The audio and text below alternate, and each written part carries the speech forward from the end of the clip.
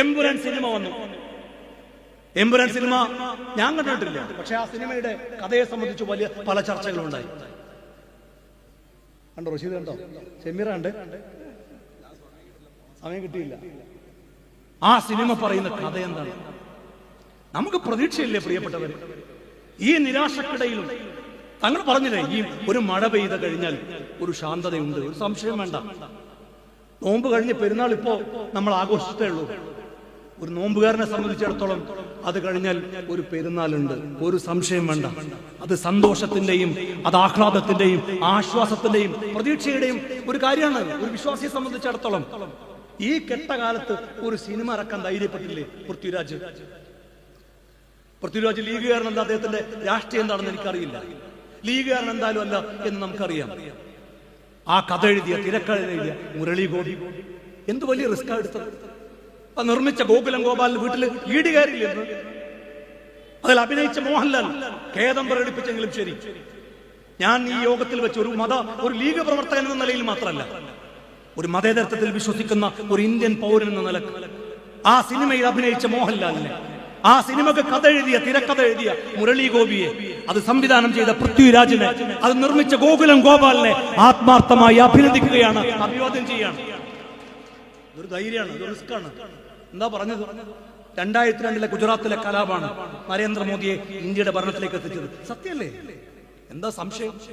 പുതിയ തലമുറ അത് മറന്നു പോകുമ്പോ ആ കഥയെ അറിയാത്തവർ, ആ ചരിത്രം അറിയാത്തവർ, ആ വസ്തുത അറിയാത്തവർ ഈ സിനിമ കാണുമ്പോൾ സംഘപരിവാരങ്ങളോട് സത്യം പറഞ്ഞാൽ നന്ദിയുണ്ട്. കാരണം എന്താ അറിയോ? സംഘപരിവാരങ്ങൾ ഇത് ചർച്ചയാക്കിയില്ലെങ്കിൽ ആ രീതിയിൽ സിനിമ കാണാൻ ആള് പോവോ? കേമറിലും പറഞ്ഞ സത്യമാണ്. ഇനി മുതൽ സിനിമ 2 തരം റിലീസിംഗ് ഉണ്ടാവും എന്ന് പറഞ്ഞു. ഒന്ന് വിവരമുള്ളവർക്ക് കാണാനും, മറ്റൊന്ന് സംഘികൾക്ക് കാണാനും. കാരണം വിവരം ഉണ്ടെങ്കിൽ ഇത് വിവാദക്കോ രണ്ടു തവണ സെൻസർ ചെയ്യുന്നു. 2002 കലാപല്ലേ നരേന്ദ്രമോദിയെ അധികാരത്തിലെത്തിച്ചത്? എങ്ങനെ നരേന്ദ്രമോദി ഗുജറാത്തിന്റെ മുഖ്യമന്ത്രിയായത്? 2001 കേശുഭായ് പട്ടേലിനെ മാറ്റിയിട്ടാണ് നരേന്ദ്രമോദി ഗുജറാത്തിന്റെ മുഖ്യമന്ത്രിയാകുന്നത്. അന്ന് കേശുഭായ് പട്ടേലിനെ മാറ്റിയിട്ട് അന്ന് വടക്കേക്കൻ സംസ്ഥാനങ്ങളിൽ പാർട്ടിയുടെ ഒരു ദേശീയ സെക്രട്ടറിമാർ ഒരാളാണ് നരേന്ദ്രമോദി. ലിഫ്റ്റിൽ കൊണ്ടുവന്നതാണ് നരേന്ദ്രമോദിയെ, അവിടെ മുഖ്യമന്ത്രിയാക്കി. 2002 ഗോദ്രയിൽ സബർമതി എക്സ്പ്രസിന് തീവച്ചു. ആര് തീവച്ചു എന്നതിനെ സംബന്ധിച്ച് ഇപ്പോഴും ദുരൂഹതയുണ്ട്. ഈ ദുരൂഹതയെ സംബന്ധിച്ച് ലീഗ് പറയുന്നതല്ല, ബാനർജി കമ്മീഷൻ റിപ്പോർട്ട് നമ്മുടെ മുമ്പിലുണ്ട്. നമ്മുടെ നാട്ടുകാരനായ മലയാളിയായ റിട്ടയർഡായ ജഡ്ജിയായിരുന്ന BR കൃഷ്ണയ്യർ, അദ്ദേഹത്തിന്റെ ഒപ്പം മറ്റു ജഡ്ജിമാർ 8 പേരടങ്ങിയ ഒരു കമ്മിറ്റി ഗുജറാത്തിൽ പോയി തെളിവെടുപ്പ് നടത്തി. അവർ പറഞ്ഞ കുറെ കാര്യങ്ങൾ, വസ്തുതകൾ നമ്മുടെ മുമ്പിലുണ്ട്. ഈ വസ്തുതകളോടൊക്കെ സൂക്ഷ്മമായി പരിശോധിക്കുമ്പോൾ ഇപ്പോഴും വ്യക്തമല്ല ആര് തീവച്ചു. അകത്തുനിന്നാണോ തീവച്ചത്, പുറത്തുനിന്നാണോ തീവച്ചത് എന്നതിനെ സംബന്ധിച്ച് ഇപ്പോഴും വ്യക്തമല്ല. ആ വ്യക്തമല്ലാത്ത കാര്യത്തിൽ 59 പേർ കൊല്ലപ്പെട്ടു. ആ 59 പേരിൽ എല്ലാവരും കർഷകരായിരുന്നു. എന്നാൽ BJP-ക്കാർ 59 ആളുകളുടെ പേര് പറയട്ടെ. 19 ആളുകളെ ഇപ്പോഴും ആരാണെന്ന് തിരിച്ചറിഞ്ഞിട്ടില്ല. പകുതിയിലേറെ ആളുകളുടെ പേര് കിട്ടിയിട്ടില്ല. പകുതിയിൽ താഴെ മാത്രം ആളുകളാണ് കർഷകരുള്ളത്. എന്നാൽ ഇവരെന്താ ചെയ്തത്?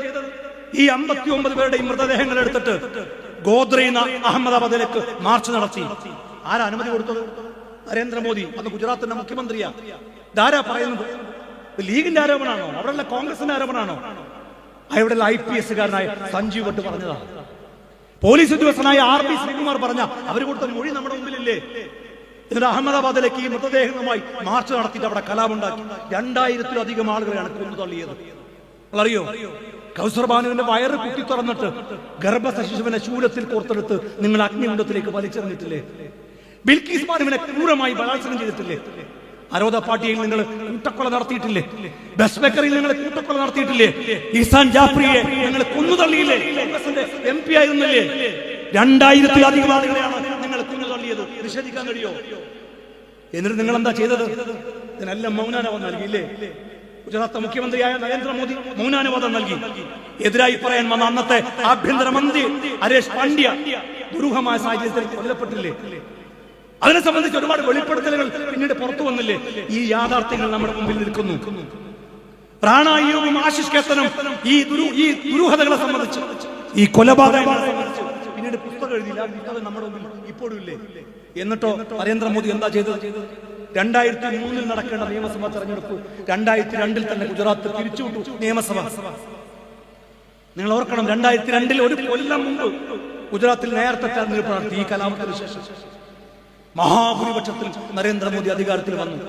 കേശുഭായ് പട്ടേലിനെ മാറ്റാനുള്ള കാരണം എന്താണെന്നറിയോ? കേശുഭായ് പട്ടേലിനെ വെച്ചിട്ട് ഇലക്ഷൻ നേരിട്ടാൽ അവിടെ വീണ്ടും BJP ജയിക്കില്ല എന്ന് വിചാരിച്ചിട്ടാണ്. അത്രയേറെ ഭരണവിരുദ്ധ വികാരമുള്ള ഗുജറാത്തിൽ ഒരു കലാപം ഉണ്ടാക്കിയിട്ട് നരേന്ദ്രമോദി അധികാരത്തിൽ വന്നതല്ലേ? എന്താ കാര്യം? ഹിന്ദുക്കളെയും മുസ്ലിങ്ങളെയും ഗുജറാത്തിൽ 2 കള്ളിയിലാക്കി. ഹിന്ദുക്കളെയും മുസ്ലിങ്ങളെയും 2 കള്ളിയിലാക്കിയാൽ ഭൂരിപക്ഷം ആരാ? 2 കള്ളി വരുമ്പോ ഭൂരിപക്ഷത്തിൽ 5 മുസ്ലിങ്ങൾ ഇപ്പുറത്തെ കള്ളിയിൽ. അങ്ങനെ 2 കള്ളിയിലാക്കി ഹിന്ദുക്കളെയും മുസ്ലിങ്ങളെയും തമ്മിലടിപ്പിച്ച് ഈ രാജ്യത്തിന് അധികാര നിങ്ങൾ. ആ യാഥാർത്ഥ്യമല്ലേ എമ്പുരാൻ സിനിമയിലൂടെ പൃഥ്വിരാജ് പറഞ്ഞത്? ആ യാഥാർത്ഥ്യമല്ലേ മുരളി ഗോപി തന്റെ സിനിമയിലൂടെ പറഞ്ഞത്? അത് 17 കട്ടല്ല, 177 തവണ കട്ട് ചെയ്താലും ശരി, ആ യാഥാർത്ഥ്യം മലയാളി ഇന്ത്യ ചർച്ച ചെയ്യുക തന്നെ ചെയ്യുമെന്ന കാര്യത്തിൽ ഒരു തർക്കവും വേണ്ട. ഞാൻ അവസാനിപ്പിക്കുകയാണ്. പിന്നെ കേന്ദ്രം മാത്രമല്ല, മലയാളിയെ സംബന്ധിച്ചിടത്തോളം വല്ലാത്തൊരു പരീക്ഷണ കാലം. കേന്ദ്രവും കേരളവും ഒക്കെ. കേന്ദ്രത്തിൽ നരേന്ദ്രമോദി ഇമാതിരി മനുഷ്യരെ തമ്മിലെടുപ്പിക്കുന്നു. കേരളത്തിലാണെങ്കിൽ അഴിമതിയിൽ മുങ്ങിക്കുളിച്ച ഇന്ന് വന്ന വാർത്ത എന്താ? ഇന്ന് നമ്മൾ കണ്ട വാർത്ത, മുഖ്യമന്ത്രിയുടെ മകൾ മാസപ്പടി കേസിൽ SFIO എന്നൊക്കെ പറയുമ്പോൾ SFIക്കാർ വെച്ചത് വേറെന്താ ഓഫീസ് എന്നാണ്. കേന്ദ്ര അന്വേഷണം. ഞാൻ ആദ്യമായിട്ടാണ് ഈ പേര് കേൾക്കുന്നത്. ശംസുഖ നേരത്തെ കേട്ടോ എനിക്കറിയില്ല. ആദ്യമായിട്ട് ഇങ്ങനൊരു അന്വേഷണ ഏജൻസി. പിണറായി വിജയനും മകളെ കൊണ്ട് കേരളത്തിൽ ആകെ ഉണ്ടായ നേട്ടം എന്താന്ന് പറഞ്ഞാൽ കേന്ദ്രത്തിൽ ഇങ്ങനൊരു അന്വേഷണ ഏജൻസി ഉണ്ടെന്നുള്ളത് മലയാളിക്ക് ബോധ്യപ്പെടുത്തി കൊടുത്തത് ഈ ഒറ്റ കാരണം കൊണ്ടാണ്. അപ്പോ ചാർജ് ഷീറ്റ് കൊടുത്തിരിക്കുകയാണ്. മാസപ്പടി വാങ്ങിയത്, ആ മാസപ്പടി എന്തിനാണ് വാങ്ങിയത് എന്നതിനെ സംബന്ധിച്ച് ഇതുവരെ കൃത്യമായ ഒരു മറുപടി പറയാൻ. നമ്മളൊരു പണം വാങ്ങിയാൽ അതിന് തിരിച്ചൊരു സർവീസ് കൊടുക്കണ്ടേ? ആ സർവീസ് എന്താ കൊടുത്തതെന്ന് പറയണ്ടേ? ഇന്ന് വരെ എന്താണ് സർവീസ് കൊടുത്തതെന്ന് പറയാൻ മുഖ്യമന്ത്രിയുടെ മകൾക്കോ മുഖ്യമന്ത്രിക്കോ കഴിഞ്ഞിട്ടില്ല. എന്നിട്ട് ഇന്ന് TP രാമകൃഷ്ണൻ ചെന്നൈയിലെ വരെ പാർട്ടി കോൺഗ്രസ് എന്ന് വന്നിട്ട് പറയാണ്, ഇന്ന് ഞങ്ങളുടെ പാർട്ടി കോൺഗ്രസ് നടക്കുമ്പോൾ ലോകത്തെ മുഴുവൻ കമ്മ്യൂണിസ്റ്റ് സംഘടനകളും പിണറായി വിജയനെ അഭിനന്ദിക്കുന്ന ഒരു ഘട്ടത്തിൽ ആ പിണറായി വിജയനെ അട്ടിമറിക്കാൻ വേണ്ടിയിട്ട് കോൺഗ്രസും പ്രതിപക്ഷവും ആസൂത്രിതമായി നടത്തിയ ഒരു നീക്കത്തിന്റെ ഭാഗമാണ് ഈ SFI. എന്ത് മണ്ണാങ്കട്ടയാണ് ഈ പറയുന്നത്? ലോകത്തെ മുഴുവനും കമ്മ്യൂണിസ്റ്റ് സംഘടനകൾ എത്ര? ആ സംഘടനകൾ മുഴുവൻ പിണറായി വിജയനെ അഭിനന്ദിച്ചത്ര. എന്തെന്നറിയോ? കേരളം ഇങ്ങനെ പുരോഗതിയിലേക്ക് കൊണ്ടുപോയത്. എന്താ പുരോഗതി? മണ്ണാർക്കാട്ടോ താലൂക്ക് ഹോസ്പിറ്റലിൽ ഇവിടെ അല്ലേ, മണ്ണാർക്കാടല്ലേ, ആ താലൂക്ക് ഹോസ്പിറ്റലിൽ പോയാൽ ഒരു തുള്ളി മരുന്ന് കിട്ടും, ഒരു പാരസെറ്റമോൾ കിട്ടും. ഒരു തുള്ളി മരുന്നില്ല മെഡിക്കൽ കോളേജിൽ. തിരുവനന്തപുരം മെഡിക്കൽ കോളേജിൽ സർജറി നടക്കുന്നത് മൊബൈൽ ഫോണിന്റെ ടോർച്ച് കത്തിച്ചിട്ട്, കറണ്ട് അടിന്റെ പൈസ അടയ്ക്കാത്തതുകൊണ്ട്. അറിയോ? ഡ്രൈവിംഗ് ലൈസൻസ് നിങ്ങൾ പൈസ എടുത്താൽ ഡ്രൈവിംഗ് ലൈസൻസ് കിട്ടൂല. 6 മാസം കഴിഞ്ഞ ഏറ്റവും ചുരുങ്ങിയത് പൈസ നിങ്ങൾ 250 രൂപ ആദ്യം കൊടുക്കുന്നുണ്ട്. എന്താ കാര്യം എന്നറിയോ? പോസ്റ്റ് ഓഫീസിൽ പൈസ കൊടുക്കാനുള്ള ഇവർ കൊടുക്കാത്തതുകൊണ്ട്. നിങ്ങൾ പൈസ കൊടുത്തിട്ട് കാര്യമില്ല, ഇവർ കൊടുക്കുന്നില്ല. RC ബുക്ക് കിട്ടുന്നില്ല, ഉച്ചക്കഞ്ഞില്ല സ്കൂളില്, അംഗനവാടിയിൽ ഭക്ഷണമില്ല, സകലത്തിനും നികുതി കൂട്ടി. ഇപ്പൊ ഇവിടെ ഇരിക്കുന്ന റിയാസ് ഗഫൂറൊക്കെ എന്നോട് പറയുന്നു, ഭൂമി നികുതി 50% കൂട്ടിയത്. അഴിമതിയുടെ കാര്യത്തിൽ ഒരു കുറവുമില്ല. ഈ കാഞ്ഞിരപ്പുഴ ഡാമിന്റെ കാര്യം ഓർക്കുന്നില്ലേ? അവിടെ ഒരു ടൂറിസം പദ്ധതി കൊണ്ടുവന്നു. ആ ടൂറിസം പദ്ധതി 150 കോടിയോ മറ്റോ ഉള്ള തുകയുള്ള ടൂറിസം പദ്ധതിയാണ്. ആ ടൂറിസം പദ്ധതി സർക്കാരിനോട് പറഞ്ഞു, ഞങ്ങൾ വരുമാനത്തിന്റെ 50% സർക്കാരിലേക്ക് അടക്കാം. അവർക്കില്ല. ആർക്കാ കൊടുത്തത്? ഞങ്ങൾ കോഴിക്കോട്ടുകാരനായ ഒരു കമ്പനിക്ക് ഇല്ലേ 3% അവർ കൊടുക്കുന്നുള്ളൂ. ലാഭവിഹിതത്തിൽ നിന്ന് 3% സർക്കാരിന് കൊടുക്കാന്ന് പറഞ്ഞ ആളുകൾക്ക് ടെൻഡർ, 50% കൊടുക്കാന്ന് പറഞ്ഞ ആൾക്ക് ടെൻഡർ ഇല്ല. എന്താ കാര്യം? ഇവർക്ക് എന്തെങ്കിലും കിട്ടണം. എന്നിട്ട് പറയാണ് ഞങ്ങൾ വ്യവസായം ഭയങ്കരാക്കി കേരളത്തിൽ. ഇവരെന്ത് മണ്ണാങ്കട്ടയാണ് തുടങ്ങിയ കേരളത്തിൽ? എന്ത് വ്യവസായം ഇവർ തുടങ്ങി? ഈ 5 കൊല്ലത്തിനിടയിൽ 4.5 കൊല്ലത്തിനിടയിൽ P രാജീവ് ഉദ്ഘാടനം ചെയ്ത ഒരു സ്ഥാപനം പറയട്ടെ, ഞാൻ പറഞ്ഞുതരാം. എറണാകുളത്ത് ഒരു യൂട്ടേൺ, പാലത്തിനടിയിൽ വണ്ടി തിരിഞ്ഞുപോലെ യൂട്ടേൺ. ആ യൂട്ടേണിന്റെ ഉദ്ഘാടനമാണ് വ്യവസായ മന്ത്രി P രാജീവ് നിർവഹിച്ചത്. വേറെന്താ? പിന്നെ ഇവരാകെ തുടങ്ങാൻ പോകുന്നത് ഈ പാലക്കാട്ട് ഒയാസിസ് കമ്പനി. എന്തിന്? മദ്യം നിർമ്മിക്കാൻ. നാട്ടിൽ മുഴുവൻ ലഹരി വ്യാപകമാകുകയാണ്. കുട്ടികളടക്കം ലഹരി മയക്കുമരുന്ന് മദ്യവും ഉപയോഗിച്ച് എന്തെല്ലാം വാർത്തകളാണ് ഓരോ ദിവസം കേൾക്കുന്നത്. ഉമ്മയെ മകൻ കൈത്തറത്ത് കൊല്ലുകയാണ്. ഒരു കുടുംബത്തിൽ 5 പേരെ കൊല്ലുകയാണ്. ഭാര്യയെ ഭർത്താവ് കൊല്ലുന്നു, ആസിഡ് ഒഴിക്കുന്നു. എന്തെല്ലാം വാർത്തകൾ ഓരോ ദിവസം പുറത്തു വരുന്നു. ഇതിന്റെ എല്ലാം അടിസ്ഥാനം എന്താ? ലഹരി. ഈ ലഹരി നിയന്ത്രിക്കാൻ ഈ നാട് ഭരിക്കുന്ന ഭരണകൂടം ശ്രമിക്കുന്നതിന് പകരം ഈ നാട് ഭരിക്കുന്ന ഭരണകൂടം എന്താ ചെയ്യുന്നത്? നാട് നീടെ കള്ളൊഴുക്കുക. ഈ സർക്കാരിന്റെ സുപ്രധാനമായ ഒരു തീരുമാനം എന്താണെന്നറിയോ? IT പാർക്കിൽ ബിയർ പാർലർ തുടങ്ങുക, IT പാർക്കിൽ വൈൻ പാർലർ തുടങ്ങുക.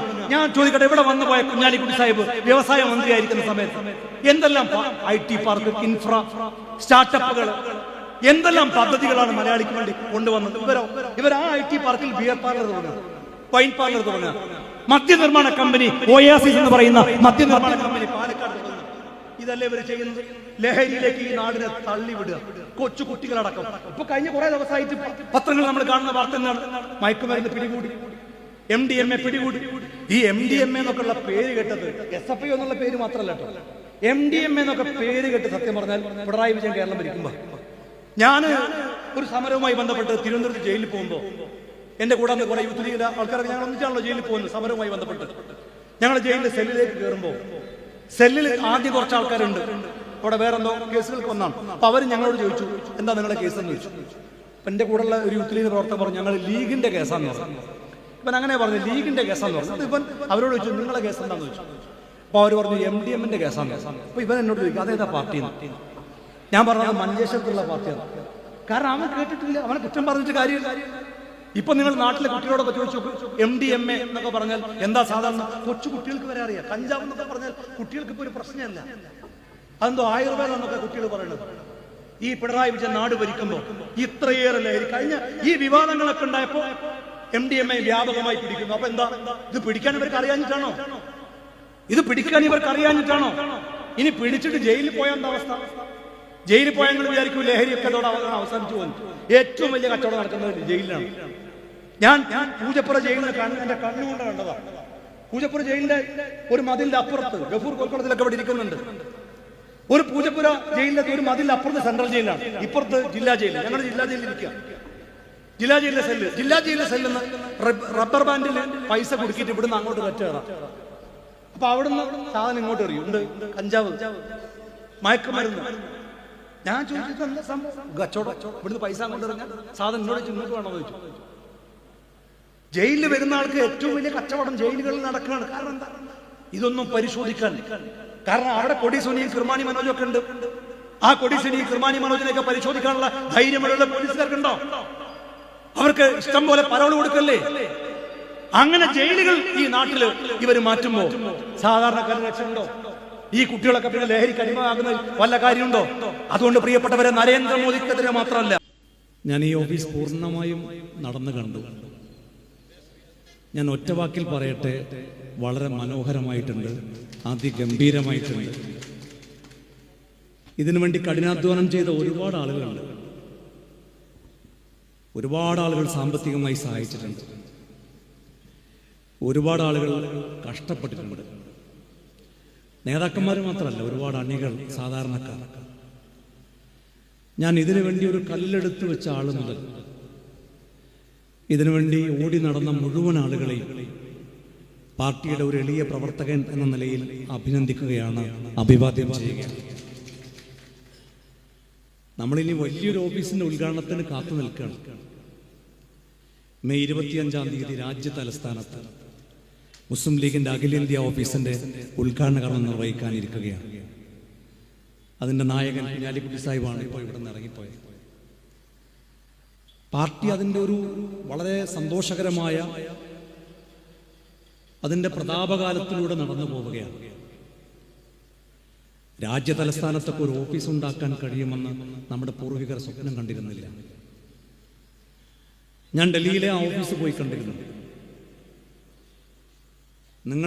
ഞാനൊരു ഒറ്റ വാക്കിൽ പറയാൻ കഴിയുന്നത്, നിങ്ങളൊക്കെ പ്രതീക്ഷിക്കുന്നതിലും അപ്പുറത്താണ് പാർട്ടിയുടെ ഡൽഹിയിലെ ഓഫീസ്.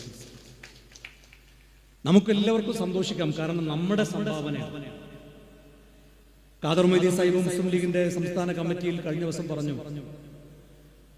ഇന്ത്യയിൽ കുറെ സംസ്ഥാനങ്ങളിൽ പാർട്ടിക്ക് കമ്മിറ്റികളുണ്ട്, പക്ഷെ ഈ ഓഫീസ് കേരളത്തിന്റെ സംഭാവനയാണ്, കേരളത്തിലെ മുസ്ലിം ലീഗ് പ്രവർത്തകരുടെ സംഭാവനയാണ്. നമ്മൾ സ്വരുക്കൂട്ടിയ പണം ഉപയോഗിച്ചിട്ടാണ് ആ ഓഫീസ് പൂർണ്ണമായിട്ട് അവിടെ വാങ്ങിയത്. ആ ഓഫീസ് വാങ്ങിയപ്പോൾ ചില ആളുകൾക്കൊക്കെ ഒരു വിമർശനം, ലീഗിനൊരു ഉപദേശമൊക്കെ തന്ന ആൾക്കാരുണ്ട്, നിങ്ങൾ മറന്നുപോയിട്ടുണ്ടാവും. അങ്ങനെ വിമർശിച്ചവരെയും പരിഹസിച്ചവരെയും ഒക്കെ ഞങ്ങൾ മെയ് 25-ാം തീയതി ഡൽഹിയിലേക്ക് ക്ഷണിക്കുകയാണ്. കണ്ണു തുറന്ന് ഞങ്ങൾ ആ ഓഫീസ് ഒന്ന് കാണണം എന്ന് അവരോട് പറയാൻ ആഗ്രഹിക്കുകയാണ്. നമ്മൾ ഓഫീസ് ഉണ്ടാക്കലും മാത്രമല്ല, നമ്മൾ ജീവകാരുണ്യ പ്രവർത്തനം നടത്തലും മാത്രമല്ല. ജീവകാരുണ്യ പ്രവർത്തനം എന്ന് പറയുമ്പോൾ 9-ാം തീയതി വേറൊരു പ്രോഗ്രാം നടക്കുന്നുണ്ട്, വയനാട്ടിലാണ് നടക്കുന്നത്. ഇക്കഴിഞ്ഞ ജൂലൈ 30-ാം തീയതി ദുരന്തം ഉണ്ടായപ്പോൾ മുണ്ടക്കയിലും ചൂരൽമലയിലും മലയാളി കേൾക്കാത്ത രീതിയിലുള്ള ദുരന്തം ഉണ്ടായപ്പോൾ ഇവിടെ വന്ന സയ്യിദ് സാദിഖ് അലി ശിഹാബ് തങ്ങളും കുഞ്ഞാലിക്കുട്ടി സാഹിബും അവിടെ പോയത് നമ്മൾ ഓർക്കുന്നുണ്ട്. അന്ന് ആ ദുരന്തബാധിതരിൽ അവശേഷിക്കുന്നവർ തങ്ങളെ കൈ ചേർത്ത് പിടിച്ചുകൊണ്ട് പറഞ്ഞു, തങ്ങളെ ഞങ്ങളെ കൈവിടരുത്. തങ്ങൾ പറഞ്ഞു, കൈവിടില്ല എന്ന് മാത്രമല്ല, നിങ്ങൾ ഇതിനേക്കാൾ മനോഹരമായ വീട്ടിലേക്ക് പുനരധിവസിപ്പിച്ചതിന് ശേഷം മാത്രമേ മുസ്ലിം ലീഗ് പാർട്ടി അവിടെ നിന്ന് പിന്മാറുകയുള്ളൂ എന്ന് പറഞ്ഞത്. ആ വാക്ക് പാലിക്കാൻ പോവാണ് 9-ാം തീയതി. അതിന്റെ തറക്കല്ലെടുക്കണമെന്നും സയ്യിദ് സാദിഖ് അലി ശിഹാബ് തങ്ങൾ നിർവഹിക്കാൻ പോവാണ്. ഞങ്ങൾ കഴിഞ്ഞ ദിവസം ആ സ്ഥലം കാണാൻ വേണ്ടി പോയിരുന്നു, സലാം സാഹിബിന്റെ കൂടെ. കുഞ്ഞാലിക്കുട്ടി സാഹിബും തങ്ങളൊക്കെ ആ സ്ഥലം കണ്ടതാണ്. ഞങ്ങൾ പരിപാടിയുടെ ഒരുക്കങ്ങളുടെ ഭാഗമായിട്ടാണ് അവിടെ പോയത്. മുട്ടിൽ നിന്ന് മേപ്പാടിയിലേക്ക് പോകുന്ന റോഡിന്റെ സൈഡിൽ വയനാട്ടിൽ നിന്നൊക്കറിയാം, എസ്റ്റേറ്റ് ഭൂമി അല്ലാത്ത ഭൂമികൾ വളരെ കുറവാണ്. അങ്ങനെയുള്ള ഭൂമി കിട്ടണമെങ്കിൽ വലിയ വില കൊടുക്കണം. ഒരു എസ്റ്റേറ്റ് ഭൂമി വാങ്ങിയാൽ സെന്റിനൊരു 30,000 രൂപ കൊടുത്താൽ കിട്ടും. സർക്കാർ കൊടുക്കുന്നത് 17,000 രൂപയാണ് ഒരു സെന്റിന് എസ്റ്റേറ്റ് ഭൂമിക്ക്. ഞങ്ങൾ തങ്ങളോട് കാര്യം പറഞ്ഞു, എസ്റ്റേറ്റ് ഭൂമി കുറെ കിട്ടാനുണ്ട്, പരമാവധി 30,000 40,000 രൂപ കൊടുത്താൽ മതി. പക്ഷെ ഭൂമിയിൽ കുറെ പ്രശ്നങ്ങളുണ്ട്. അത് കിട്ടിയാൽ ഒരാളെ സംബന്ധിച്ചിടത്തോളം പിന്നീട് അതിന്റെ തർക്കങ്ങൾ വരാൻ സാധ്യതയുണ്ട്. പ്ലാന്റേഷൻ ഭൂമിയിൽ നിർമ്മാണ പ്രവർത്തനങ്ങൾക്ക് ഒരുപാട് പരിമിതികളുണ്ട്. അല്ലാത്ത ഭൂമിക്കാണെങ്കിൽ വലിയ വില കൊടുക്കണം. തങ്ങളെ എന്ത് ചെയ്യണം എന്ന് ചോദിച്ചപ്പോൾ തങ്ങൾ പറഞ്ഞു, വില നോക്കണ്ട, അവിടെ കയറി താമസിക്കുന്ന ഒരാൾക്ക് പിന്നീട് ആ സ്ഥലവുമായി ബന്ധപ്പെട്ട് തർക്കമുണ്ടാകാൻ പാടില്ല. ഒരു സെന്റിന് ഏകദേശം 2 ലക്ഷം രൂപ മൂല്യമുള്ള ഭൂമിയാണ്. അങ്ങനെയുള്ള 8 സെന്റ് ഭൂമിയിലാണ് 1000-ലധികം സ്ക്വയർ ഫീറ്റുള്ള വീട് വെച്ചിട്ട്, 3 ബെഡ്റൂമുള്ള വീട് വെച്ചിട്ട് ഏതാണ്ട് 8 മാസത്തിനുള്ളിൽ നിർമ്മാണം പൂർത്തിയാക്കി അവർ കൈമാറാൻ 105 ആളുകൾക്ക് കൈമാറാൻ വേണ്ടി മുസ്ലിം ലീഗ് പാർട്ടി തീരുമാനിച്ചു. ഞാൻ പറയുന്നത് ഇങ്ങനെ ചാരിറ്റി ചെയ്യൽ മാത്രമാണോ ലീഗിന്റെ പണി? വഖഫിനെ സംബന്ധിച്ച് സാദിഖ് അലി തങ്ങൾ പറഞ്ഞു, കുഞ്ഞാലിക്കുട്ടി സാഹിബ് പറഞ്ഞു, നമ്മൾ നിയമ പോരാട്ടം നടത്താൻ പോകുന്നു, രാഷ്ട്രീയ പോരാട്ടം നടത്തുന്നു. നമ്മൾ പാർലമെന്റിന് അകത്ത് ശബ്ദിക്കുന്നു, പാർലമെന്റിന്റെ പുറത്ത് തെരുവിൽ ശബ്ദിക്കുന്നു. 16-ാം തീയതി യൂത്ത് ലീഗ് ചലോ രാജ്ഭവൻ പ്രഖ്യാപിച്ചിരുന്നു. മുസ്ലിം ലീഗിന്റെ പാർട്ടി നേതൃത്വം പറഞ്ഞു, നമുക്ക് എല്ലാവർക്കും ഒരുമിച്ച് കോഴിക്കോട്ടെ കടപ്പുറത്ത്, കോഴിക്കോട് കടപ്പുറം ഇന്ന് വരെ കണ്ടിട്ടില്ലാത്ത രീതിയിലുള്ള ഒരു വലിയ പ്രതിഷേധം കേരളത്തിലേതായി തീർക്കണം. യൂത്ത് ലീഗിന്റെ പരിപാടി മാറ്റിവെക്കുന്നതിൽ എന്തെങ്കിലും പ്രയാസമുണ്ടോ? ഞങ്ങൾ പറഞ്ഞു, എന്ത് പ്രയാസം, സമരം നടക്കണം. ആ സമരം പാർട്ടി പ്രഖ്യാപിച്ചാൽ ആ സമരം വിജയിപ്പിക്കാൻ മുസ്ലിം യൂത്ത് ലീഗ് പ്രതിജ്ഞാബദ്ധമാണ്, ഞങ്ങൾ അതിന്റെ കൂടെ നിൽക്കാൻ തയ്യാറാണ് എന്ന് പറഞ്ഞു. നമ്മൾ കോഴിക്കോട് കടപ്പുറത്ത് സമ്മേളിക്കാൻ പോവുകയാണ്. കേരളത്തിന്റെ പ്രതിഷേധം ഈ വരുന്ന ഏപ്രിൽ 16-ാം തീയതി നിങ്ങൾ ഉണ്ടാകണം എന്ന് സാന്ദർഭികമായി ഞാൻ അഭ്യർത്ഥിക്കുകയാണ്. തെരുവിൽ നമ്മളുണ്ട്, പാർലമെന്റിനകത്തുണ്ട്, അംഗബലം 5 ആണ്. ആ 5 പേർ മതി ലീഗിന്റെ പ്രതിഷേധം അവിടെ അറിയിക്കാൻ എന്നുള്ളത് ഈ കഴിഞ്ഞ ദിവസങ്ങളിൽ പാർലമെന്റ് കാണിച്ചു തന്നു. എന്തിനാ വഖഫ് ബില്ല് കൊണ്ടുവന്നത്? എന്താണ് വഖഫ് എന്നറിയോ? ഇവിടെ പറഞ്ഞില്ല തങ്ങൾ, ഒരാൾ ദൈവത്തിന് കൊടുക്കാൻ തീരുമാനിക്കണം, അള്ളാഹ്ക്ക് കൊടുക്കാൻ വേണ്ടി തീരുമാനിക്കണം. അതിനാണ് വഖഫ് എന്ന് പറയുന്നത്. ആ വഖഫ് പ്രോപ്പർട്ടി, ആ പ്രോപ്പർട്ടി ആരുടേതാണ്? സത്യത്തിൽ ഇത് പടച്ചോന്റേതാണ്. അത് അള്ളാന്റെ ഭൂമിയാണ്. ആ അള്ളാന്റെ ഭൂമിയിലേക്ക് കൈവെക്കാൻ ഒരു മോദിയല്ല 100 മോദി വിചാരിച്ചാലും സമ്മതിക്കില്ല എന്ന പ്രഖ്യാപനം ആ കുഞ്ഞാലിക്കുട്ടി സാഹിബ് നടത്തിയത്. പറങ്കിപ്പടയോട് പേടിച്ചിട്ടില്ല, ബ്രിട്ടീഷുകാരന്റെ മുമ്പിൽ മുട്ടുമടക്കിയിട്ടില്ല. പിന്നെയാണോ RSSകാരന്റെ മുമ്പിൽ മുട്ടുമടക്കാൻ? അത് അള്ളാന്റെ ഭൂമിയാണ്, അത് അള്ളാന്റെ പ്രോപ്പർട്ടിയാണ്. എന്നിട്ട് സംഘപരിവാരങ്ങൾ എന്താ പറയുന്നത്? ഏതെങ്കിലും ഒരു ഭൂമി ചൂണ്ടിക്കാണിച്ചിട്ട് ആ ഭൂമി വഖഫിന്റേതാണെന്ന് പറഞ്ഞാൽ പിന്നെ അത് മുഴുവൻ വഖഫായി. അതാണ് ഇത്ര നിയമം. 954 വഖഫ് ആക്ട് വന്നത്. ഞാനും നിങ്ങൾ ജീവിക്കുന്നത് 2025 ഒരു ഭൂമി ചൂണ്ടിക്കാണിച്ചിട്ട് ആ ഭൂമി മുഴുവൻ വഖഫിന്റെ ഭൂമിയാകുമെങ്കിൽ പിന്നെ ഇന്ത്യ മുഴുവൻ വഖഫിന്റേതായിട്ടുണ്ടാവില്ലേ? ഇപ്പോഴേക്ക് എത്ര കൊല്ലായി? 70 കൊല്ലായില്ലേ? ഈ 70 കൊല്ലത്തിനിടയിൽ ഈ കാണുന്ന ഭൂമി മുഴുവൻ ചൂണ്ടിക്കാണിക്കുമ്പോൾ അതൊക്കെ വഖഫിന്റെ ഭൂമിയാകുമെങ്കിൽ, അതിന്റെ വഖഫ് കൂടി ഏറ്റെടുക്കാൻ കഴിയുമെങ്കിൽ ഈ രാജ്യം മുഴുവനാകില്ലേ? കേരളമൊക്കെ എന്നോ ആയിട്ടുണ്ടാവില്ലേ? ബി.ജെ.പി. കേരളത്തിൽ ഭരിച്ചിട്ടേ ഇല്ല. ഇനി ബി.ജെ.പിയുടെ ഭരണമാണ് അതിനൊരു തടസ്സമെന്നാണ് സംഘപരിവാരങ്ങൾ പറയുന്നതെങ്കിൽ ഇന്ത്യയിൽ എത്ര സംസ്ഥാനങ്ങളുണ്ട്? ആ ഭൂമി മുഴുവൻ ഏറ്റെടുക്കാൻ കഴിയില്ലേ? എന്തിനാണ് നിങ്ങൾ പച്ചക്കള്ളം പറയുന്നത്? ഒരാൾക്ക് ഉടമസ്ഥാവകാശമുള്ള ഒരു ഭൂമി, ആ ഭൂമിയാണ് ദൈവത്തിന് സമർപ്പിക്കാൻ കഴിയുക, അല്ലാണ്ട് ആരാന്റെ ഭൂമി സമർപ്പിക്കാൻ കഴിയില്ല. ആ ഭൂമിയുമായി ബന്ധപ്പെട്ട എന്തെങ്കിലും തർക്കങ്ങൾ ഉണ്ടെങ്കിൽ ആ തർക്കങ്ങൾ പരിഹരിക്കാനാണ് വഖഫ് ബോർഡ്. അതിന്റെ സംരക്ഷണത്തിനാണ്, അതിന്റെ നടത്തിപ്പിനാണ് മുത്തവല്ലി. ഇതറിയാത്ത ആൾക്കാർ വിചാരിക്കുന്നതെന്ന് അറിയോ? വഖഫ് ബോർഡ് എന്ന് പറഞ്ഞാൽ മുസ്ലിങ്ങളുടെ ഒരു സംഘടന. ആ സംഘടന ചൂണ്ടിക്കാണിക്കുന്ന ഭൂമി മുഴുവനും പിന്നെ വഖഫിന്റേതായി. അത് നടത്താൻ വേണ്ടി മുത്തവല്ലി വെക്കുന്നത് അതും വഖഫ് ബോർഡ്. ഇന്ത്യയുടെ പാർലമെന്റിൽ ചോദിച്ചു 1 ഇഞ്ച് ഭൂമി. നാട്ടിൻപുറത്തല്ല ചോദിച്ചത്, ഇന്ത്യയുടെ പാർലമെന്റിലാണ്. ഇത്രയും കാലത്തിനിടയിൽ 1 ഇഞ്ച് ഭൂമി ഏതെങ്കിലും വഖഫ് ബോർഡ് അന്യാധീനമായി കൈവശപ്പെടുത്തി എന്ന് തെളിയിക്കാൻ നിങ്ങൾക്ക് സാധിക്കുമെന്ന് ബി.ജെ.പിയുടെ മുഖത്ത് നോക്കി ചോദിച്ചില്ലേ? മറുപടി പറയാൻ കഴിഞ്ഞോ? ഇവിടെ മുനമ്പം തമിഴ്നാട്ടിൽ ഏതൊരു വില്ലേജ് ആകെ ഇവർക്ക് പറയാനുള്ളതാണ്. ഇന്ത്യയിൽ എത്രമാത്രം സിവിൽ തർക്കങ്ങളുണ്ട്?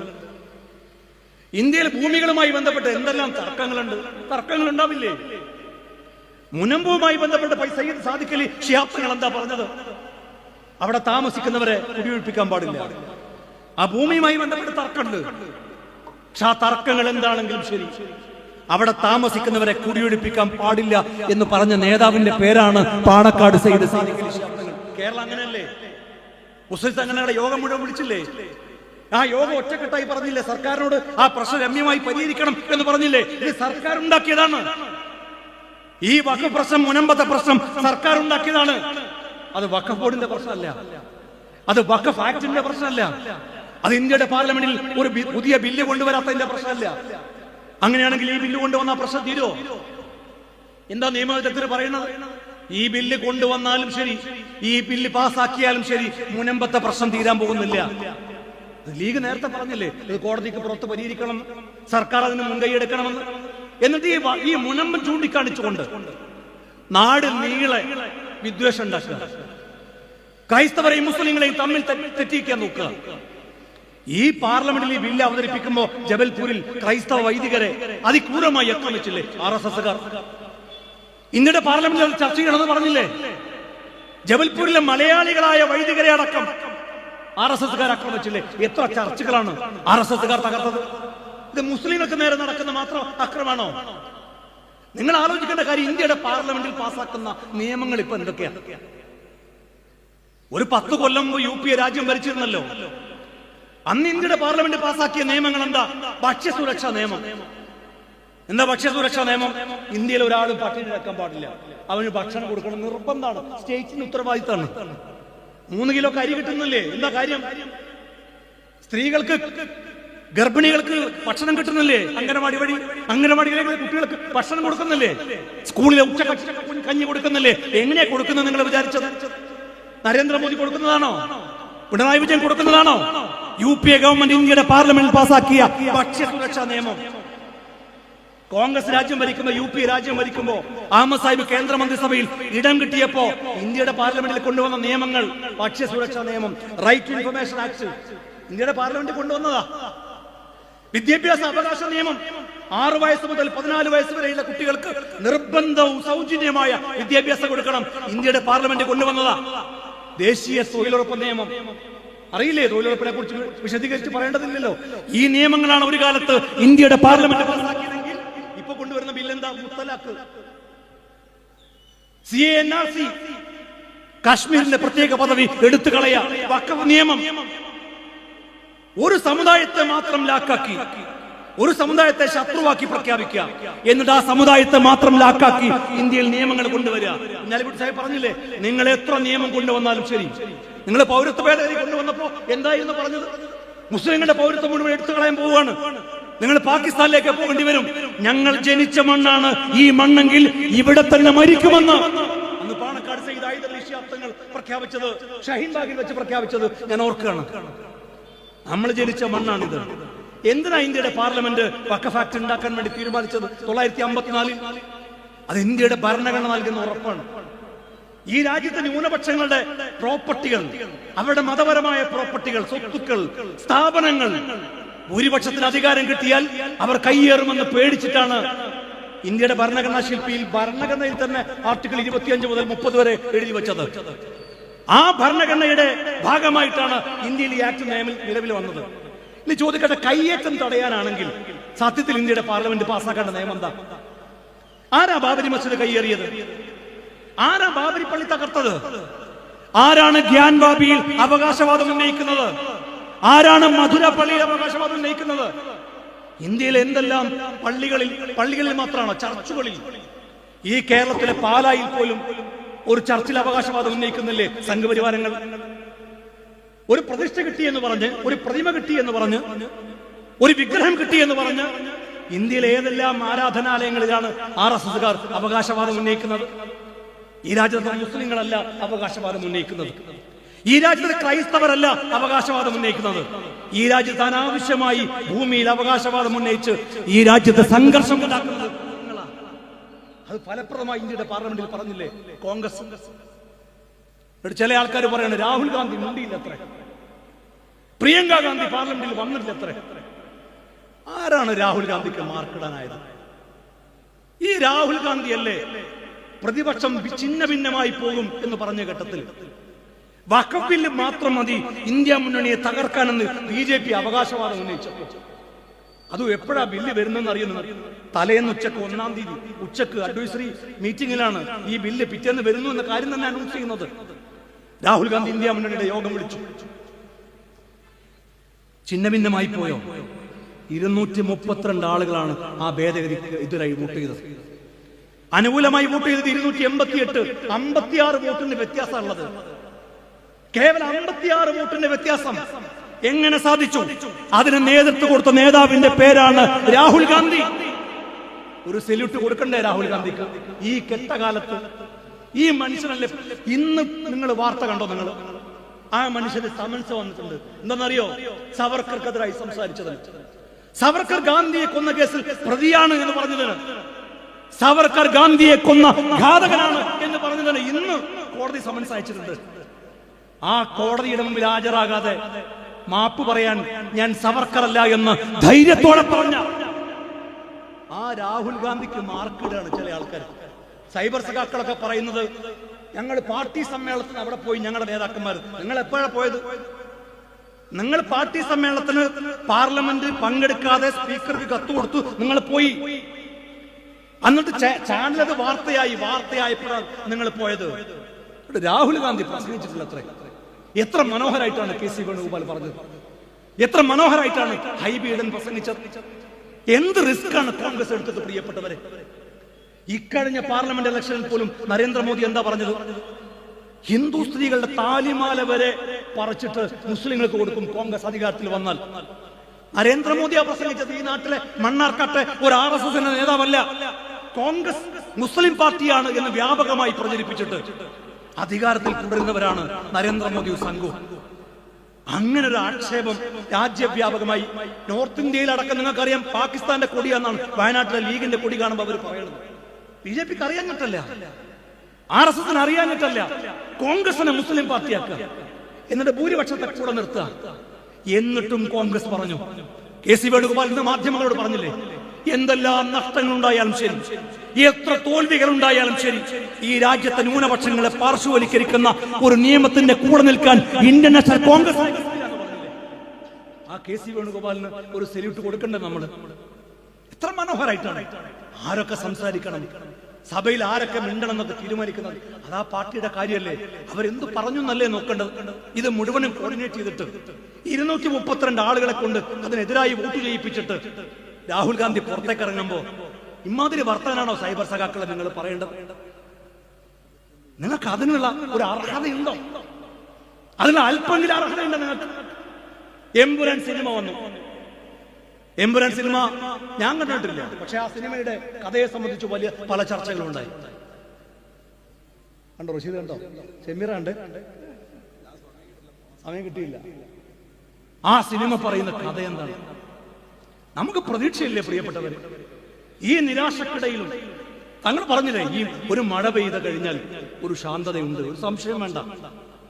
നോമ്പ് കഴിഞ്ഞ് പെരുന്നാൾ ഇപ്പോ നമ്മൾ ആഘോഷിച്ചേ ഉള്ളൂ. ഒരു നോമ്പുകാരനെ സംബന്ധിച്ചിടത്തോളം അത് കഴിഞ്ഞാൽ ഒരു പെരുന്നാളുണ്ട്, ഒരു സംശയം വേണ്ട. അത് സന്തോഷത്തിന്റെയും അത് ആഹ്ലാദത്തിന്റെയും ആശ്വാസത്തിന്റെയും പ്രതീക്ഷയുടെയും ഒരു കാര്യമാണ് ഒരു വിശ്വാസിയെ സംബന്ധിച്ചിടത്തോളം. ഈ കെട്ടകാലത്ത് ഒരു സിനിമ ഇറക്കാൻ ധൈര്യപ്പെട്ടില്ലേ പൃഥ്വിരാജ്? പൃഥ്വിരാജ് ലീഗുകാരനല്ല, അദ്ദേഹത്തിന്റെ രാഷ്ട്രീയം എന്താണെന്ന് എനിക്കറിയില്ല. ലീഗുകാരൻ എന്തായാലും അല്ല എന്ന് നമുക്കറിയാം.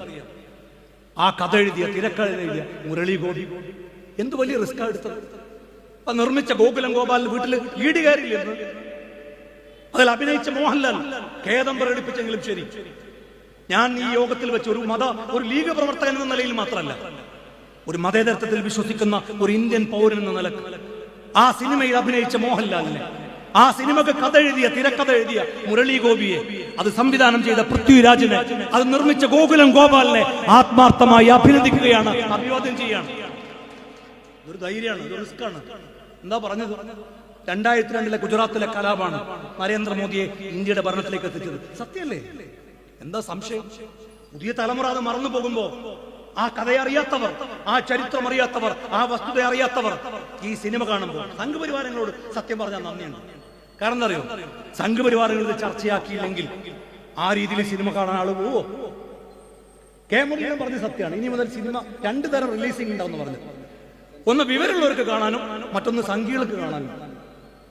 കാരണം വിവരം ഉണ്ടെങ്കിൽ ഇത് വിവാദക്കോ? രണ്ടുതവണ സെൻസർ ചെയ്യുന്നു. 2002 കലാപല്ലേ നരേന്ദ്രമോദിയെ അധികാരത്തിലെത്തിച്ചത്? എങ്ങനെ നരേന്ദ്രമോദി ഗുജറാത്തിന്റെ മുഖ്യമന്ത്രിയായത്? 2001 കേശുഭായ് പട്ടേലിനെ മാറ്റിയിട്ടാണ് നരേന്ദ്രമോദി ഗുജറാത്തിന്റെ മുഖ്യമന്ത്രിയാകുന്നത്. അന്ന് കേശുഭായ് പട്ടേലിനെ മാറ്റിയിട്ട് അന്ന് വടക്കേക്കൻ സംസ്ഥാനങ്ങളിൽ പാർട്ടിയുടെ ഒരു ദേശീയ സെക്രട്ടറിമാരിൽ ഒരാളാണ് നരേന്ദ്രമോദി. ലിഫ്റ്റിൽ കൊണ്ടുവന്നതാണ് നരേന്ദ്രമോദിയെ, ഇവിടെ അവിടെ മുഖ്യമന്ത്രിയാക്കി. 2002 ഗോദ്രയിൽ സബർമതി എക്സ്പ്രസിൽ തീവച്ചു. ആര് തീവച്ചു എന്നതിനെ സംബന്ധിച്ച് ഇപ്പോഴും ദുരൂഹതയുണ്ട്. ഈ ദുരൂഹതയെ സംബന്ധിച്ച് ലീഗ് പറയുന്നതല്ല, ബാനർജി കമ്മീഷന്റെ റിപ്പോർട്ട് നമ്മുടെ മുമ്പിലുണ്ട്. നമ്മുടെ നാട്ടുകാരനായ മലയാളിയായ റിട്ടയർഡായ ജഡ്ജിയായിരുന്ന BR കൃഷ്ണയ്യർ, അദ്ദേഹത്തിന്റെ ഒപ്പം മറ്റു ജഡ്ജിമാർ 8 പേരടങ്ങിയ ഒരു കമ്മിറ്റി ഗുജറാത്തിൽ പോയി തെളിവെടുപ്പ് നടത്തി. അവർ പറഞ്ഞ കുറെ കാര്യങ്ങൾ, വസ്തുതകൾ നമ്മുടെ മുമ്പിലുണ്ട്. ഈ വസ്തുതകളോടൊക്കെ സൂക്ഷ്മമായി പരിശോധിക്കുമ്പോൾ ഇപ്പോഴും വ്യക്തമല്ല ആര് തീവച്ചു. അകത്തുനിന്നാണോ തീവച്ചത്, പുറത്തുനിന്നാണോ തീവച്ചത് എന്നതിനെ സംബന്ധിച്ച് ഇപ്പോഴും വ്യക്തമല്ല. ആ വ്യക്തമല്ലാത്ത കാര്യത്തിൽ 59 പേർ കൊല്ലപ്പെട്ടു. 59 പേരിൽ എല്ലാവരും കർഷകരായിരുന്നു.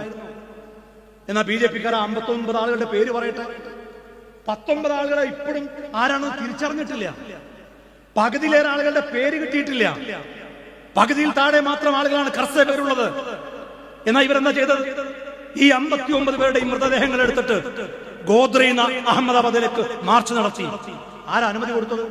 നരേന്ദ്രമോദി. അന്ന് ഗുജറാത്തിന്റെ മുഖ്യമന്ത്രിയാ. ഇതാരാ പറയുന്നത്? ലീഗിന്റെ ആരോപണമാണോ? അവിടെയുള്ള കോൺഗ്രസിന്റെ ആരോപണമാണോ? അവിടെ IPS-കാരനായ സഞ്ജീവ് ഭട്ട് പറഞ്ഞതാണ്. പോലീസ് ഉദ്യോഗസ്ഥനായ RB ശ്രീകുമാർ പറഞ്ഞ അവർ കൊടുത്ത മൊഴി നമ്മുടെ മുമ്പിലില്ലേ? എന്നിട്ട് അഹമ്മദാബാദിലേക്ക് ഈ മൃതദേഹങ്ങളുമായി മാർച്ച് നടത്തിയിട്ട് അവിടെ കലാപുണ്ടാക്കി. 2000-ത്തിലധികം ആളുകളെയാണ് കൊന്നു തള്ളിയത്. അറിയോ?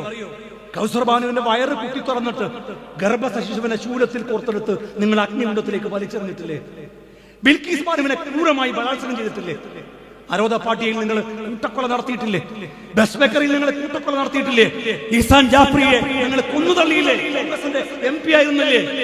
2000-ത്തിലധികം ആളുകളെയാണ് നിങ്ങൾ കൊന്നുതള്ളിയത്. നിഷേധിക്കാൻ കഴിയോ? എന്നിട്ട് നിങ്ങൾ എന്താ ചെയ്തത്? ഇതിനെല്ലാം മൗനാനുവാദം നൽകിയില്ലേ? ഗുജറാത്ത് മുഖ്യമന്ത്രിയായ നരേന്ദ്രമോദി മൗനാനുവാദം നൽകി. എതിരായി പറയാൻ വന്ന അന്നത്തെ ആഭ്യന്തരമന്ത്രി ഹരീഷ് പാണ്ഡ്യ ദുരൂഹമായ സാഹചര്യത്തിൽ കൊല്ലപ്പെട്ടില്ലേ? അതിനെ സംബന്ധിച്ച് ഒരുപാട് വെളിപ്പെടുത്തലുകൾ പിന്നീട് പുറത്തു വന്നില്ലേ? ഈ യാഥാർത്ഥ്യങ്ങൾ നമ്മുടെ മുമ്പിൽ നിൽക്കുന്നു. റാണ അയ്യൂബും ആശിഷ് കേത്തനും ഈ ദുരൂഹതകളെ സംബന്ധിച്ച് ഈ കൊലപാതകം പിന്നീട് പുസ്തകം എഴുതിയില്ല. ആ പുസ്തകം നമ്മുടെ മുമ്പിൽ ഇപ്പോഴും ഇല്ലേ? എന്നിട്ടോ നരേന്ദ്രമോദി എന്താ ചെയ്തത്? 2003 നടക്കേണ്ട നിയമസഭാ തെരഞ്ഞെടുപ്പ് 2002 തന്നെ ഗുജറാത്ത് തിരിച്ചുവിട്ടു നിയമസഭ. നിങ്ങൾ ഓർക്കണം, 2002 ഒരു കൊല്ലം മുമ്പ് ഗുജറാത്തിൽ നേരത്തെ തെരഞ്ഞെടുപ്പ് നടത്തി. ഈ കലാപത്തിന് ശേഷം മഹാഭൂരിപക്ഷത്തിൽ നരേന്ദ്രമോദി അധികാരത്തിൽ വന്നു. കേശുഭായ് പട്ടേലിനെ മാറ്റാനുള്ള കാരണം എന്താണെന്നറിയോ? കേശുഭായ് പട്ടേലിനെ വെച്ചിട്ട് ഇലക്ഷൻ നേരിട്ടാൽ അവിടെ വീണ്ടും BJP ജയിക്കില്ല എന്ന് വിചാരിച്ചിട്ടാണ്. അത്രയേറെ ഭരണവിരുദ്ധ വികാരമുള്ള ഗുജറാത്തിൽ ഒരു കലാപം ഉണ്ടാക്കിയിട്ട് നരേന്ദ്രമോദി അധികാരത്തിൽ വന്നതല്ലേ? എന്താ കാര്യം? ഹിന്ദുക്കളെയും മുസ്ലിങ്ങളെയും ഗുജറാത്തിൽ 2 കള്ളിയിലാക്കി. ഹിന്ദുക്കളെയും മുസ്ലിങ്ങളെയും 2 കള്ളിയിലാക്കിയാൽ ഭൂരിപക്ഷം ആരാ? 2 കള്ളി വരുമ്പോ ഭൂരിപക്ഷത്തിൽ ഹൈന്ദവ, മുസ്ലിങ്ങൾ ഇപ്പുറത്തെ കള്ളിയിൽ. അങ്ങനെ 2 കള്ളിയിലാക്കി ഹിന്ദുക്കളെയും മുസ്ലിങ്ങളെയും തമ്മിലടിപ്പിച്ച് ഈ രാജ്യത്തിന് അധികാരത്തിൽ നിങ്ങൾ. ആ യാഥാർത്ഥ്യമല്ലേ എമ്പുരാൻ സിനിമയിലൂടെ പൃഥ്വിരാജ് പറഞ്ഞത്? ആ യാഥാർത്ഥ്യമല്ലേ മുരളി ഗോപി തന്റെ സിനിമയിലൂടെ പറഞ്ഞത്? അത് 17 കട്ടല്ല, 177 തവണ കട്ട് ചെയ്താലും ശരി, ആ യാഥാർത്ഥ്യം മലയാളി ഇന്ത്യ ചർച്ച ചെയ്യുക തന്നെ ചെയ്യുമെന്ന കാര്യത്തിൽ ഒരു തർക്കവും വേണ്ട. ഞാൻ അവസാനിപ്പിക്കുകയാണ്. പിന്നെ കേന്ദ്രം മാത്രമല്ല, മലയാളിയെ സംബന്ധിച്ചിടത്തോളം വല്ലാത്തൊരു പരീക്ഷണകാലം. കേന്ദ്രവും കേരളവും ഒക്കെ. കേന്ദ്രത്തിൽ നരേന്ദ്രമോദി ഇമാതിരി മനുഷ്യരെ തമ്മിലടിപ്പിക്കുന്നു. കേരളത്തിലാണെങ്കിൽ അഴിമതിയിൽ മുങ്ങിക്കുളിച്ച ഇന്ന് വന്ന വാർത്ത എന്താ? ഇന്ന് നമ്മൾ കണ്ട വാർത്ത, മുഖ്യമന്ത്രിയുടെ മകൾ മാസപ്പടി കേസിൽ SFIO എന്നൊക്കെ പറയുമ്പോൾ SFIക്കാർ വെച്ചത് വേറെന്താ ഓഫീസ് എന്നാണ്. കേന്ദ്ര അന്വേഷണം. ഞാൻ ആദ്യമായിട്ടാണ് ഈ പേര് കേൾക്കുന്നത്. ശംസുഖ നേരത്തെ കേട്ടോ എനിക്കറിയില്ല. ആദ്യമായിട്ട് നിങ്ങളൊരു അന്വേഷണ ഏജൻസി. പിണറായി വിജയനും മകളെ കൊണ്ട് കേരളത്തിന് ആകെ ഉണ്ടായ നേട്ടം എന്താന്ന് പറഞ്ഞാൽ കേന്ദ്രത്തിൽ ഇങ്ങനെ ഒരു അന്വേഷണ ഏജൻസി ഉണ്ടെന്നുള്ളത് മലയാളിക്ക് ബോധ്യപ്പെടുത്തി കൊടുത്തത് ഈ ഒറ്റ കാരണം കൊണ്ടാണ്. അപ്പോ ചാർജ് ഷീറ്റ് കൊടുത്തിരിക്കുകയാണ്. മാസപ്പടി വാങ്ങിയത്, ആ മാസപ്പടി എന്തിനാണ് വാങ്ങിയത് എന്നതിനെ സംബന്ധിച്ച് ഇതുവരെ കൃത്യമായ ഒരു മറുപടി പറയാൻ. നമ്മളൊരു പണം വാങ്ങിയാൽ അതിന് തിരിച്ചൊരു സർവീസ് കൊടുക്കണ്ടേ? ആ സർവീസ് എന്താ കൊടുത്തതെന്ന് പറയണ്ടേ? ഇന്നുവരെ എന്താണ് സർവീസ് കൊടുത്തതെന്ന് പറയാൻ മുഖ്യമന്ത്രിയുടെ മകൾക്കോ മുഖ്യമന്ത്രിക്കോ കഴിഞ്ഞിട്ടില്ല. എന്നിട്ട് ഇന്ന് TP രാമകൃഷ്ണൻ ചെന്നൈയിലെ വരെ പാർട്ടി കോൺഗ്രസ് വന്നിട്ട് പറയാണ്, ഇന്ന് ഞങ്ങളെ പാർട്ടി കോൺഗ്രസ് നടക്കുമ്പോൾ ലോകത്തെ മുഴുവൻ കമ്മ്യൂണിസ്റ്റ് സംഘടനകളും പിണറായി വിജയനെ അഭിനന്ദിക്കുന്ന ഒരു ഘട്ടത്തിൽ ആ പിണറായി വിജയനെ അട്ടിമറിക്കാൻ വേണ്ടിയിട്ട് കോൺഗ്രസും പ്രതിപക്ഷവും ആസൂത്രിതമായി നടത്തിയ ഒരു നീക്കത്തിന്റെ ഭാഗമാണ് ഈ SFI. എന്ത് മണ്ണാങ്കട്ടയാണ് ഈ പറയുന്നത്? ലോകത്തെ മുഴുവനും കമ്മ്യൂണിസ്റ്റ് സംഘടനകൾ എത്ര? ആ സംഘടനകൾ മുഴുവൻ പിണറായി വിജയനെ അഭിനന്ദിച്ചത്ര. എന്തെന്നറിയോ? കേരളം ഇങ്ങനെ പുരോഗതിയിലേക്ക് കൊണ്ടുപോയത്. എന്താ പുരോഗതി? മണ്ണാർക്കാട്ട് താലൂക്ക് ഹോസ്പിറ്റലിലൂടെ അല്ലേ? മണ്ണാർക്കാടല്ലേ? ആ താലൂക്ക് ഹോസ്പിറ്റലിൽ പോയാൽ ഒരു തുള്ളി മരുന്ന് കിട്ടും, ഒരു പാരസെറ്റമോൾ കിട്ടും. ഒരു തുള്ളി മരുന്നില്ല മെഡിക്കൽ കോളേജില്. തിരുവനന്തപുരം മെഡിക്കൽ കോളേജിൽ സർജറി നടക്കുന്നത് മൊബൈൽ ഫോണിന്റെ ടോർച്ച് കത്തിച്ചിട്ട്, കറണ്ട് അടിന്റെ പൈസ അടയ്ക്കാത്തതുകൊണ്ട്. അറിയോ? ഡ്രൈവിംഗ് ലൈസൻസ് നിങ്ങൾ പൈസ എടുത്താൽ ഡ്രൈവിംഗ് ലൈസൻസ് കിട്ടൂല. 6 മാസം കഴിഞ്ഞ ഏറ്റവും ചുരുങ്ങിയത് പൈസ നിങ്ങൾ 250 രൂപ ആദ്യം കൊടുക്കുന്നുണ്ട്. എന്താ കാര്യം എന്നറിയോ? പോസ്റ്റ് ഓഫീസിൽ പൈസ കൊടുക്കാനുള്ള ഇവർ കൊടുക്കാത്തതുകൊണ്ട്. നിങ്ങൾ പൈസ കൊടുത്തിട്ട് കാര്യമില്ല, ഇവർ കൊടുക്കുന്നില്ല. RC ബുക്ക് കിട്ടുന്നില്ല, ഉച്ചക്കഞ്ഞില്ല സ്കൂളില്, അങ്കണവാടിയിൽ ഭക്ഷണമില്ല, സകലത്തിനും നികുതി കൂട്ടി. ഇപ്പൊ ഇവിടെ ഇരിക്കുന്ന റിയാസ് ഗഫൂറൊക്കെ എന്നോട് പറയുന്നു, ഭൂമി നികുതി 50% കൂട്ടിയത്. അഴിമതിയുടെ കാര്യത്തിൽ ഒരു കുറവുമില്ല. ഈ കാഞ്ഞിരപ്പുഴ ഡാമിന്റെ കാര്യം ഓർക്കുന്നില്ലേ? അവിടെ ഒരു ടൂറിസം പദ്ധതി കൊണ്ടുവന്നു. ആ ടൂറിസം പദ്ധതി 150 കോടിയോ മറ്റോ ഉള്ള തുകയുള്ള ടൂറിസം പദ്ധതിയാണ്. ആ ടൂറിസം പദ്ധതി സർക്കാരിനോട് പറഞ്ഞു, ഞങ്ങൾ വരുമാനത്തിന്റെ 50% സർക്കാരിലേക്ക് അടക്കാം. അവർക്കില്ല. ആർക്കാ കൊടുത്തത്? ഞങ്ങൾ കോഴിക്കോട്ടുകാരനായ ഒരു കമ്പനിക്ക് ഇല്ലേ 3% അവർ കൊടുക്കുന്നുള്ളൂ. ലാഭവിഹിതത്തിൽ നിന്ന് 3% സർക്കാരിന് കൊടുക്കാന്ന് പറഞ്ഞ ആളുകൾക്ക് ടെൻഡർ, 50% കൊടുക്കാന്ന് പറഞ്ഞ ആൾക്ക് ടെൻഡർ ഇല്ല. എന്താ കാര്യം? ഇവർക്ക് എന്തെങ്കിലും കിട്ടണം. എന്നിട്ട് പറയാണ് ഞങ്ങൾ വ്യവസായം ഭയങ്കരാക്കി കേരളത്തിൽ. ഇവരെന്ത് മണ്ണാങ്കട്ടയാണ് തുടങ്ങിയത് കേരളത്തിൽ? എന്ത് വ്യവസായം ഇവർ തുടങ്ങി? ഈ 5 കൊല്ലത്തിനിടയിൽ 4.5 കൊല്ലത്തിനിടയിൽ P. രാജീവ് ഉദ്ഘാടനം ചെയ്ത ഒരു സ്ഥാപനം പറയട്ടെ, ഞാൻ പറഞ്ഞുതരാം. എറണാകുളത്ത് ഒരു യൂട്ടേൺ, പാലത്തിനടിയിൽ വണ്ടി തിരിഞ്ഞുപോലെ യൂട്ടേൺ. ആ യൂട്ടേണിന്റെ ഉദ്ഘാടനമാണ് വ്യവസായ മന്ത്രി P. രാജീവ് നിർവഹിച്ചത്. പേരെന്താ? പിന്നെ ഇവരാകെ തുടങ്ങാൻ പോകുന്നത് ഈ പാലക്കാട്ട് ഒയാസിസ് കമ്പനി. എന്തിന്? മദ്യം നിർമ്മിക്കാൻ. നാട്ടിൽ മുഴുവൻ ലഹരി വ്യാപകമാകുകയാണ്. കുട്ടികളടക്കം ലഹരി, മയക്കുമരുന്ന്, മദ്യവും ഉപയോഗിച്ച് എന്തെല്ലാം വാർത്തകളാണ് ഓരോ ദിവസം കേൾക്കുന്നത്. ഉമ്മയും മകൻ കൈത്തറത്ത് കൊല്ലുകയാണ്. ഒരു കുടുംബത്തിൽ 5 പേരെ കൊല്ലുകയാണ്. ഭാര്യയെ ഭർത്താവ് കൊല്ലുന്നു, ആസിഡ് ഒഴുക്കുന്നു. എന്തെല്ലാം വാർത്തകൾ ഓരോ ദിവസം പുറത്തു വരുന്നു. ഇതിന്റെ എല്ലാം അടിസ്ഥാനം എന്താ? ലഹരി. ഈ ലഹരി നിയന്ത്രിക്കാൻ ഈ നാട് ഭരിക്കുന്ന ഭരണകൂടം ശ്രമിക്കുന്നതിന് പകരം ഈ നാട് ഭരിക്കുന്ന ഭരണകൂടം എന്താ ചെയ്യുന്നത്? നാട് നീടെ കള്ളൊഴുക്കുക. ഈ സർക്കാരിന്റെ സുപ്രധാനമായ ഒരു തീരുമാനം എന്താണെന്നറിയോ? IT പാർക്കിൽ ബിയർ പാർലർ തുടങ്ങുക, IT പാർക്കിൽ വൈൻ പാർലർ തുടങ്ങുക. ഞാൻ ചോദിക്കട്ടെ, ഇവിടെ വന്നു പോയ കുഞ്ഞാലിക്കുട്ടി സാഹിബ് വ്യവസായ മന്ത്രിയായിരിക്കുന്ന സമയത്ത് എന്തെല്ലാം IT പാർക്ക്, ഇൻഫ്ര, സ്റ്റാർട്ടപ്പുകൾ, എന്തെല്ലാം പദ്ധതികളാണ് മലയാളിക്ക് വേണ്ടി കൊണ്ടുവന്നത്?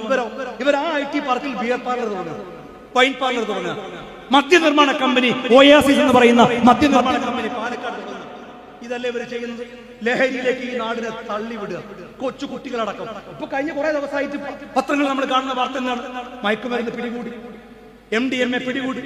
ഈ MDMA എന്നൊക്കെയുള്ള പേര് കേട്ടത് SFI എന്നുള്ള പേര് മാത്രമല്ല കേട്ടോ, MDMA എന്നൊക്കെ പേര് കേട്ട് സത്യം പറഞ്ഞാൽ പിണറായി വിജയൻ കേരളം ഭരിക്കുമ്പോ, ഞാൻ ഒരു സമരവുമായി ബന്ധപ്പെട്ട് തിരുവനന്തപുരത്ത് ജയിലിൽ പോകുമ്പോൾ എന്റെ കൂടെ കുറെ യൂത്ത് ലീഗിലെ ആൾക്കാരൊക്കെ ഞങ്ങൾ ഒന്നിച്ചാണല്ലോ ജയിലിൽ പോകുന്നത്. സമരവുമായി ബന്ധപ്പെട്ട് ഞങ്ങൾ ജയിലിന്റെ സെല്ലിലേക്ക് കയറുമ്പോൾ സെല്ലിൽ ആദ്യം കുറച്ച് ആൾക്കാരുണ്ട്, അവിടെ വേറെ എന്തോ കേസുകൾക്ക് വന്നാണ്. അപ്പൊ അവർ ഞങ്ങളോട് ചോദിച്ചു, എന്താ നിങ്ങളുടെ കേസ് എന്ന് ചോദിച്ചു. അപ്പൊ എന്റെ കൂടെയുള്ള ഒരു യൂത്ത് ലീഗ് പ്രവർത്തകർ പറഞ്ഞു, ഞങ്ങൾ ലീഗിന്റെ കേസാന്ന് പറഞ്ഞു. ഇവൻ അങ്ങനെ പറഞ്ഞു, ലീഗിന്റെ കേസാന്ന് പറഞ്ഞു. ഇവൻ അവരോട് ചോദിച്ചു, നിങ്ങളുടെ കേസ് എന്താന്ന് ചോദിച്ചു. അപ്പൊ അവർ പറഞ്ഞു MDMന്റെ കേസാന്ന്. അപ്പൊ ഇവൻ എന്നോട് ചോദിക്കും, അതേതാ പാർട്ടിന്ന്? ഞാൻ പറഞ്ഞത് മഞ്ചേശ്വരത്തുള്ള പാർട്ടിയാണ്. കാരണം അവൻ കേട്ടിട്ടില്ല, അവനെ കുറ്റം പറഞ്ഞിട്ട് കാര്യമില്ല.